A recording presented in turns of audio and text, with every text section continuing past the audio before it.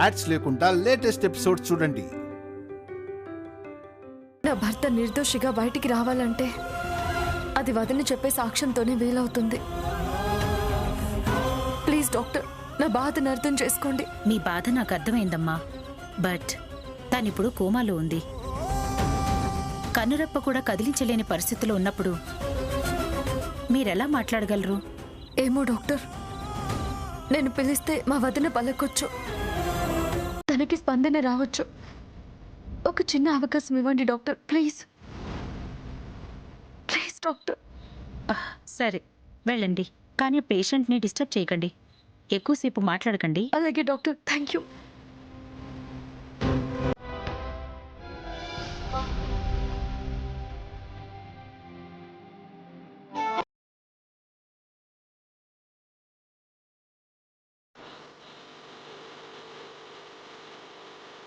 వదినా, నీకెలాంటి దుస్థితి పట్టింది? వదినా, అసలు ఏం జరిగింది వదినా? అందరూ అఖిల్ బాబాయ్ మీకు యాక్సిడెంట్ చేశారని చెప్తున్నారు, కానీ అఖిల్ బాబు మాత్రం నేను చేయలేదు అంటున్నారు. అయినా అఖిల్ బాబు మిమ్మల్ని ఎందుకు హింసించాలనుకుంటారు? మీకెందుకు యాక్సిడెంట్ చేయాలనుకుంటారు? చెప్పొద్దునా, నేనెవరెలా చేశారో చెప్పు. కార్ టైర్కి రక్తపు మరకలున్నాయి. సీసీ ఫుటేజ్లో అఖిల్ బాబు కార్తోనే మీకు యాక్సిడెంట్ చేసినట్టుగా కనిపిస్తుంది. అంతేకాకుండా డ్రెస్ కూడా అచ్చం అఖిల్ బాబు వేసుకున్న డ్రెస్ లాగే ఉంది. ఇదంతా చూస్తుంటే నాకేం అర్థం కావడం లేదు. టెన్షన్లో మైండ్ బ్లాంక్ అయిపోతుంది. ఇప్పుడు అఖిల్ బాబేమో పోలీస్ స్టేషన్లో, మీరేమో ఈ సిచ్యువేషన్లో. అఖిల్ బాబుని కాపాడుకోవడానికి ఇప్పుడున్న ఒకే ఒక అవకాశం మీరు చెప్పే సాక్ష్యం. ప్లీజ్ వదిన, చెప్పండి. ఒక్కసారి కళ్ళు తెరిచి మాట్లాడండి. ఏం జరిగిందో చెప్పండి. అఖిల్ బాబు మీతో ఆ రోజు అలా ఎందుకు మాట్లాడాల్సి వచ్చిందో చెప్పండి. ప్లీజ్ వదిన, ఏం జరిగిందో చెప్పండి. మేడం, నేను చెప్పాను కదా తనలో చలనం లేదని. మీరింక తనని ఇబ్బంది పెట్టకండి. తను ఎప్పుడు స్పృహలోకి వస్తుందో తెలీదు. ఒకవేళ అదృష్టం కొద్దీ వచ్చినా తనకి గతం గుర్తుండొచ్చు, ఉండకపోవచ్చు. ఇక మీరు బయటకు వెళ్ళండి మేడం.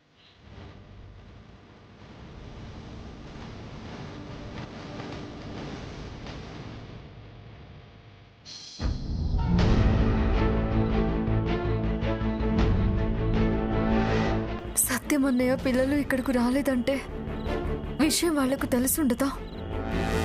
సత్యం అన్నయ్యకి విషయం చెప్పాలి. పాపం రాజా పల్లవిలో తల్లికి యాక్సిడెంట్ అయిందంటే తట్టుకోలేరు. ఆ కన్నయ్య దయ వల్ల వదిన త్వరగా కోలుకోవాలి, అన్ని సమస్యలు తొలగిపోవాలి.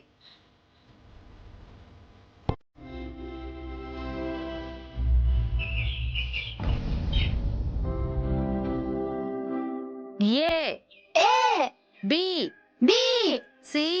సి. విహారీ స్కూల్ కెందుకు రాలేదు? తనకేమైంది? విహారీకి జ్వరం వచ్చిందా,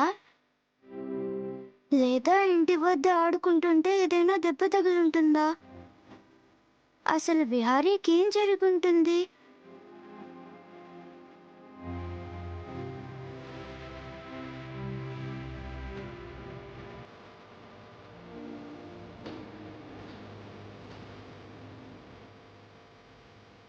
కన్నయ్య, విహారీకి ఏమై ఉంటుంది కన్నయ్య? ఎందుకు స్కూల్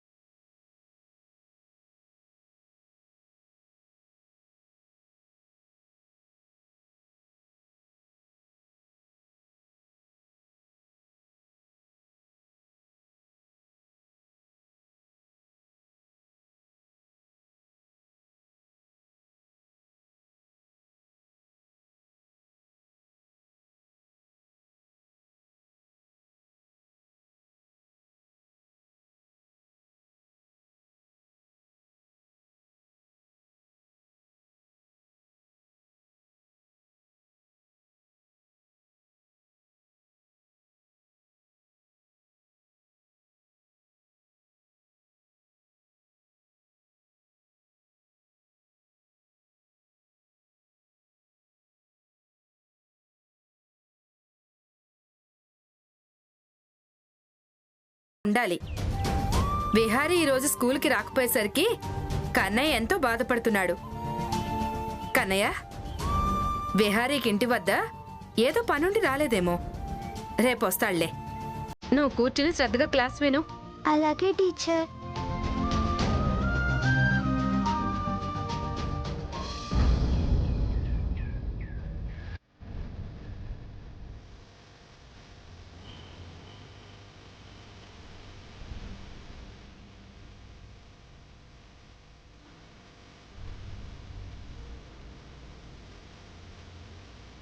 అఖిల్ బాబు, ఎస్ఐ గారితో మాట్లాడొస్తాను.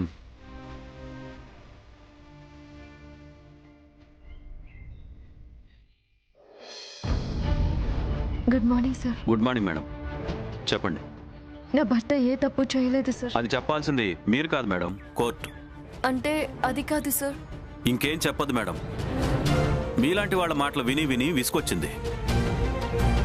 అందరికీ పోలీసులంటే తప్పుడు కేసులు పెట్టి ఇరికిస్తారనుకోవడం కామన్ అయిపోయింది.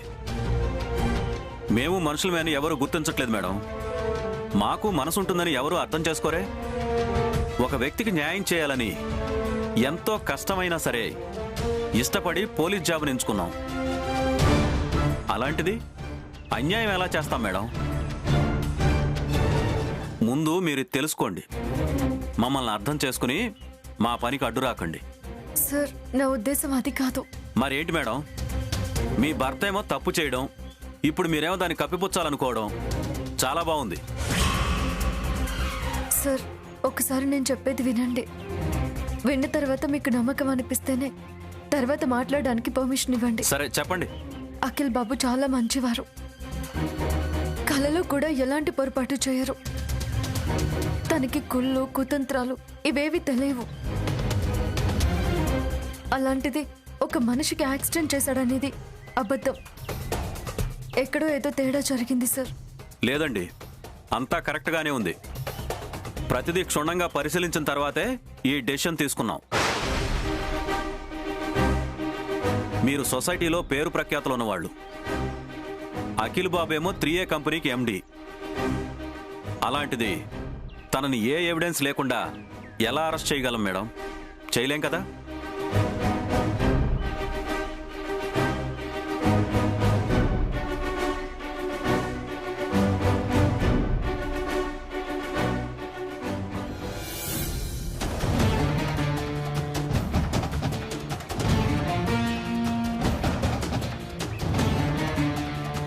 ఏంటి శ్యామ, ఏమైంది? అఖిల్ బాబు, మీరు ఎవరితో నిజం చెప్పకపోయినా పర్వాలేదు, కనీసం నాతో అయినా చెప్పండి. ఏ నిజం? వనజాక్షి వదనకి మీరెందుకు యాక్సిడెంట్ చేశారు? అది నువ్వు కూడా నమ్ముతున్నావా? నన్ను అనుమానిస్తున్నావా శ్యామ? నమ్మక తప్పడం లేదు అఖిల్ బాబు. అన్ని ఎవిడెన్స్ మీకు విరుద్ధంగానే ఉన్నాయి. కారు, మీరు వేసుకున్న డ్రెస్సు. నిజమే శ్యామ, కారు మందే కావచ్చు, అచ్చు నేను వేసుకున్న డ్రెస్ లాగే ఉండొచ్చు, కానీ ఆ యాక్సిడెంట్ మాత్రం నేను చేయలేదు. నన్ను నమ్ము శ్యామ. ఎలా నమ్మమంటారండి? మీరు వనజాక్షి వదనకి వార్నింగ్ ఇవ్వడం కూడా అబద్ధమేనా? చెప్పండి, నా దగ్గర మీరేదో దాస్తున్నారు. అదేంటో చెప్పండి ప్లీజ్ అఖిల్ బాబు, మీకు దండం పెడతాను. శ్యామ, చెప్పండి. చెప్తాను. అసలు ఏం జరిగిందంటే,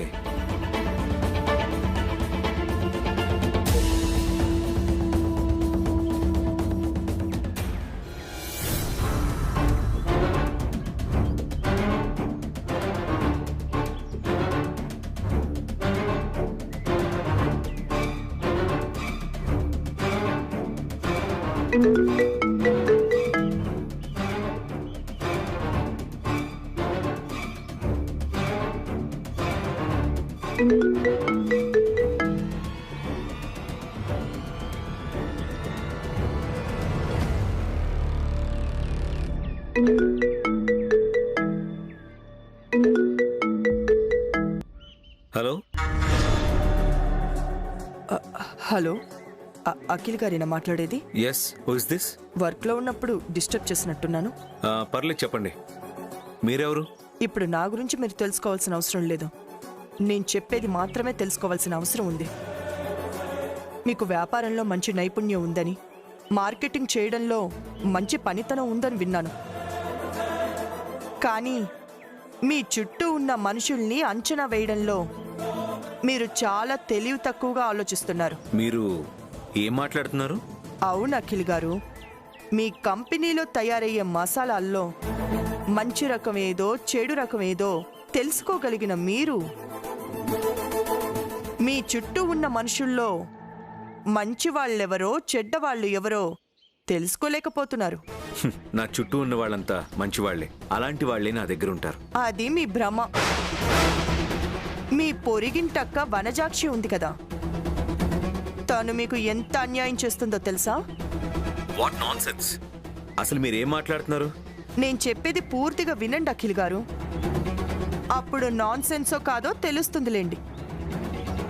ఆ వనజాక్షి మీ ఇంట్లో జరిగే ప్రతి సమాచారాన్ని మీ వదిన ఐశ్వర్యకి చేరవేస్తోంది. మీ ఇంట్లో జరిగే ప్రతి సంఘటనని ఫోన్ కాల్స్ రూపంలోనో వీడియోల ద్వారానో మీ వదినికి అందజేస్తుంది. ఏంటి? మా వనజాక్షక్క?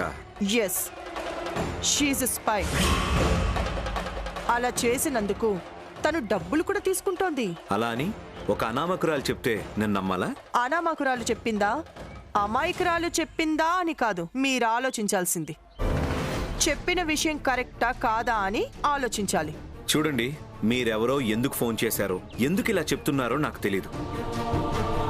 వనజాక్షి అక్క మా కుటుంబంతో చాలా సన్నిహితంగా ఉంటుంది. మా మంచి చెడు ఆలోచిస్తూ ఉంటుంది. తను డబ్బు మనిషే, కానీ డబ్బు కోసం ఇలా దిగజారదు. మీరేదో పర్సనల్ గ్రడ్జ్తో తన మీద నిందలు వేసినంత మాత్రాన ఇక్కడ ఎవ్వరూ నమ్మేవాళ్ళు లేరు. సారీ. తెలుసుకుంటేనే కదా అది నిందో నిజమో అర్థం అవుతుంది. హలో, ఆపుతారా? మీరు ఈ విషయం గురించే ఫోన్ చేసుంటే నేను వినే పొజిషన్లో లేను. పెట్టేయండి ఫోన్. సరే, పెట్టేస్తాను. ఫైనల్గా ఒక్క మాట, మీ నెగ్లిజెన్స్ వల్ల రేపు మీ కుటుంబానికి ఏదైనా ప్రమాదం జరిగితే దానికి మీదే బాధ్యత.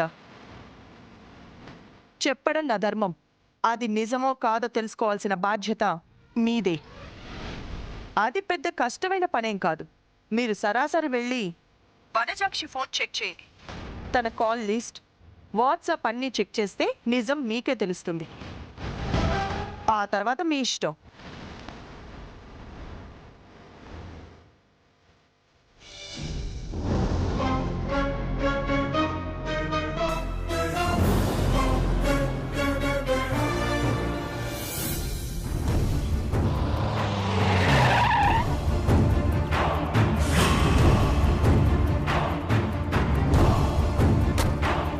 తమ్ముడు, నువ్వా?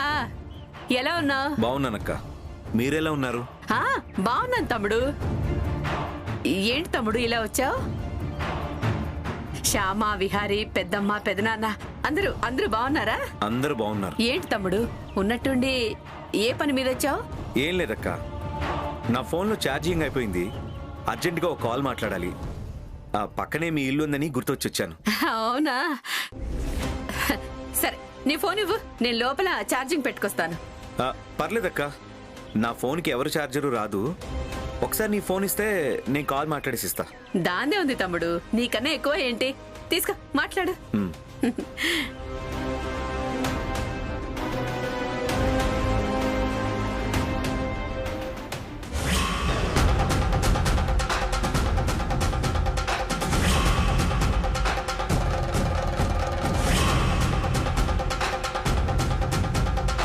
మేడం, ఇక్కడ వీళ్ళంతా చాలా సంతోషంగా ఉన్నారు.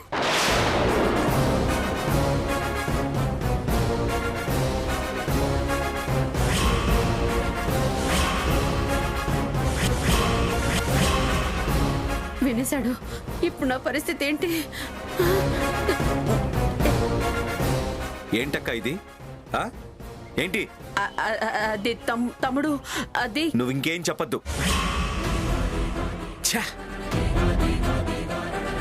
నిన్ను ఎంతగా నమ్మావు, అలాంటిది మా నమ్మకాన్ని బూడిదలో పోసిన పన్నీర్లా చేసావు కదక్క.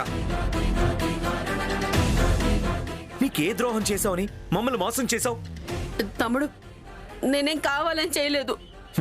ఇంకా నీ అబద్ధపు మాటలు నమ్మేంత వెర్రోని కాదు నేను. మేము కష్టాల్లో ఉన్నప్పుడు నువ్వు మాకు నీడనిచ్చావు. ఒక అక్కలా మమ్మల్ని చేరదీసి అన్ని వసతులు ఏర్పాటు చేశావు. సొంత తమ్ముణ్ణి ఎలా చూసుకుంటారో అలా నువ్వు నన్ను చూసుకున్నావు. అక్క అంటే నీలా ఉంటుందని నిన్ను చూశాకే నాకు అర్థమైంది. అందుకే నేను నిన్ను నోరారా అక్క అని పిలిచాను. మాట వరుసకు కాదు, నిన్ను సొంత అక్కలా నా తోబుట్టువులా భావించాను. మా మమ్మీ డాడీ కూడా నిన్ను కూతురులా చూశారు. శ్యామ అయితే వదినా వదినా అంటూ నీ వెంటే తిరిగేది. కానీ నువ్వేం చేశావు? తమ్ముడు తమ్ముడు అంటూ మా కుటుంబంలో చిచ్చు పెట్టావు. ఇది నీకు న్యాయంగా ఉందా? అలా అనద్దు తమ్ముడు. నేను నిజంగానే నా మనస్ఫూర్తిగా తమ్ముడు అని పిలిచాను. అలాంటప్పుడు తమ్ముడిని ఎలా మోసం చేయాలనిపించింది? అది నేను ఐశ్వర్య మేడంకి చెప్పాను తమ్ముడు. శ్యామ వాళ్ళు మంచి వాళ్ళు, నన్ను వాళ్ళ కుటుంబంలో ఒకరిగా చూస్తున్నారు. నేనిప్పుడు ఇలా చేస్తే ద్రోహం చేసిందాన్ని అవుతానని నేను ఎంతో చెప్పి చూశాను. కానీ తను వినకుండా డబ్బాసి చూపించింది. ఆ డబ్బులకి మానవత్వాన్ని మంట కలిపేస్తావా? బంధాల్ని తెంపేస్తావా? ఐశ్వర్య వదిన మా మీద చాలా కోపంగా ఉంది. తను ఎన్ని తప్పులు చేసినా మేం భరిస్తున్నాం, సహిస్తున్నాం. ఏ రోజుకైనా వదిన తన తప్పుల్ని తెలుసుకొని సరిదిద్దుకుంటుందని, మళ్ళీ మా కుటుంబంలో అందరితో కలిసి ఉంటుందని మేము ఎంతో ఆశపడుతుంటే చివరికి నువ్వు మా ఆశల్ని నిరాశలుగా మార్చేశావు.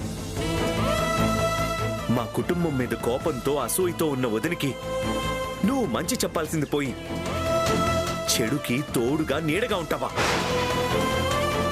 అగ్నికి ఆజ్యం పోసినట్టు నువ్వు మా విషయాలన్నీ వదినికి చేరవేసి మా కుటుంబంలో నిప్పులు పోసావు. తమ్ముడు, నీ గురించి ఎవరు ఎన్ని చెప్పినా నేను నమ్మలేదు. కానీ ఇప్పుడు అదే నిజమైంది. అందుకే నువ్వు నన్ను తమ్ముడు అని పిలిచే అర్హత కోల్పోయావు. తమ్ముడు పొరపాటు అయిపోయింది, నన్ను క్షమించు. తప్పులు చేయడం, తప్పైందని దండం పెట్టడం, ఈ మధ్య ఇది ప్రతి ఒక్కరికి అలవాటైపోయింది. నీలాంటి వాళ్ళని క్షమిస్తే అది అలవాటుగా మార్చుకుంటారు. నువ్వు చేసిన పనికి ఇక్కడే ఈ క్షణమే నిన్ను మట్టు పెట్టాలనుంది. కానీ మీ పిల్లల కోసం ఆ పని చేయడం లేదు. ఇకనైనా మా కుటుంబ విషయంలో జోక్యం చేసుకోకు.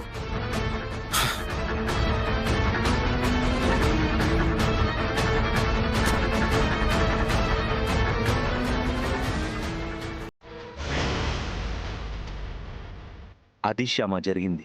వనజాక్షి వదిన అంత మోసం చేసిందా? నేను అసలు నమ్మలేకపోతున్నాను అఖిల్ బాబు.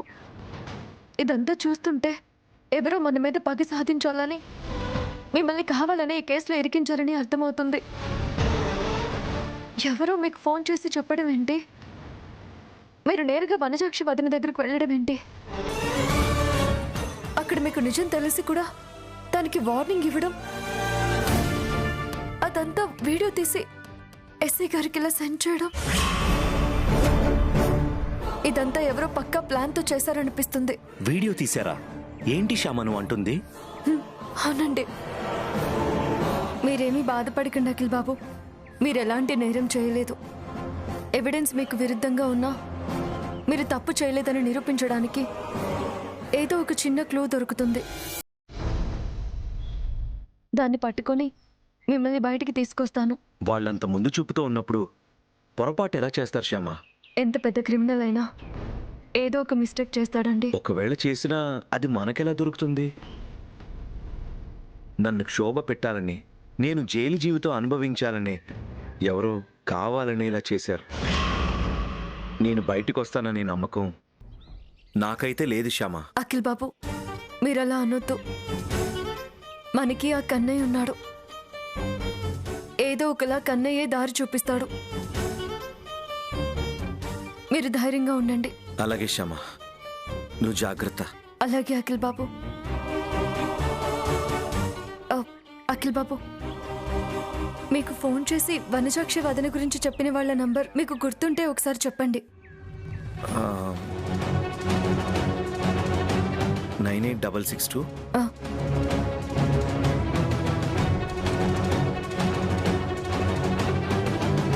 ఓకే అఖిల్ బాబు, మీరు యాక్సిడెంట్ చేయలేదని నిరూపించే బాధ్యత నాది. ఇది మీ అర్ధాంగి శ్యామ మాట. మీరు నిశ్చింతగా ఉండండి. సరే.